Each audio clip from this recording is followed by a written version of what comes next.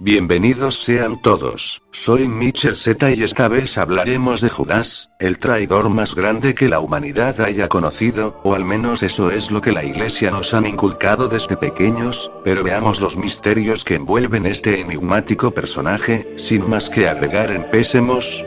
Judas Iscariote, en realidad, Judas de Queriot, fue el apóstol de Jesús acusado de traicionarlo a cambio de 30 monedas de plata.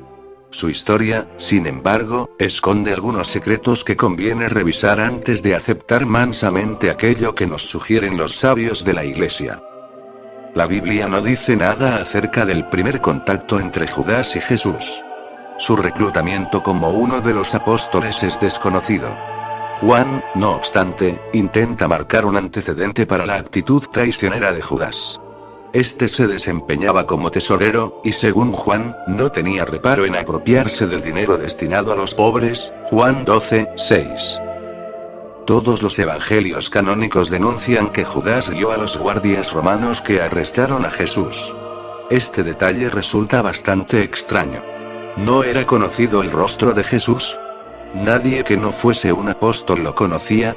Lo cierto es que la historia propone que Judas le indicó a los guardias que besaría la mejilla de Jesús, con el propósito de identificarlo, Marcos 14, 43, 46.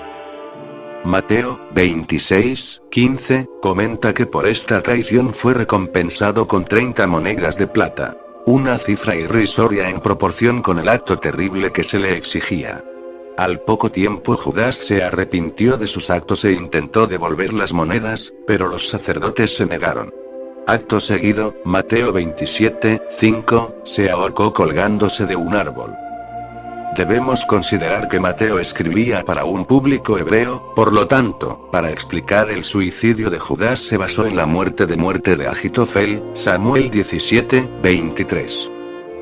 Anticipándose a la tendencia cinematográfica actual, la Biblia ofrece un final alternativo para el pobre Judas. En Hechos 1, 18 se dice que con ese dinero infame compró una finca y que a los pocos días sufrió un accidente fatal. El cronista sin dudas debió administrar un sentido novedoso para la palabra accidente, ya que enseguida describe cómo las tripas de Judas fueron desparramadas por todo el terreno, que desde entonces pasó a llamarse Aceldama, que significa el campo de la sangre, Hechos 1, 19. Hasta aquí tenemos la versión oficial de la historia, por la cual Judas quedó marcado para siempre como un traidor. En la Edad Media la historia de Judas adquirió ribetes todavía más dramáticos, que recuerdan de algún modo la tragedia de Edipo. Santiago de la Vorágine sostiene que antes de cometer su acto de traición, Judas ya era un libertino y un asesino.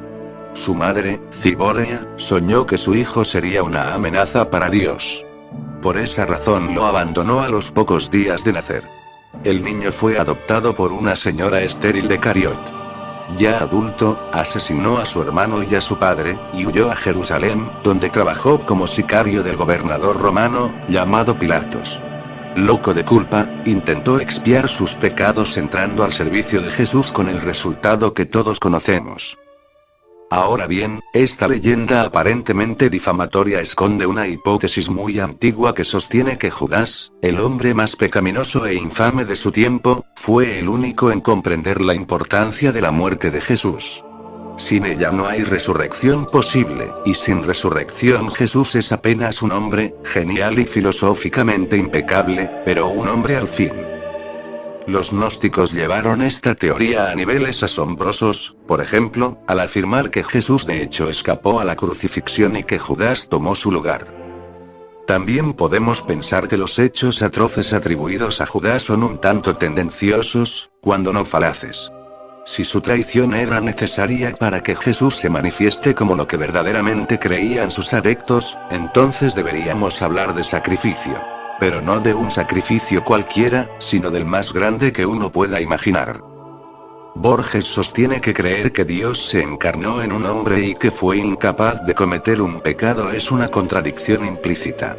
Si Jesús fue capaz de sentir hambre, dolor y sed, también podemos razonar que el pecado no estaba más allá de sus capacidades. A propósito de esto, Isaías 53, 2, 3, pronunció unas enigmáticas palabras. Brotará como raíz de tierra sedienta. No hay buen parecer en él, ni hermosura. Despreciado y el último de los hombres. Varón de dolores, experimentado en quebrantos. Muchos sostienen que Isaías se refiere al Jesús crucificado. Borges discrepa, y sospecha que aquella misteriosa profecía se refiere en realidad al incomprendido Judas. Bueno, eso es todo con lo que respecta a Judas. Gracias por ver el vídeo, hasta la próxima.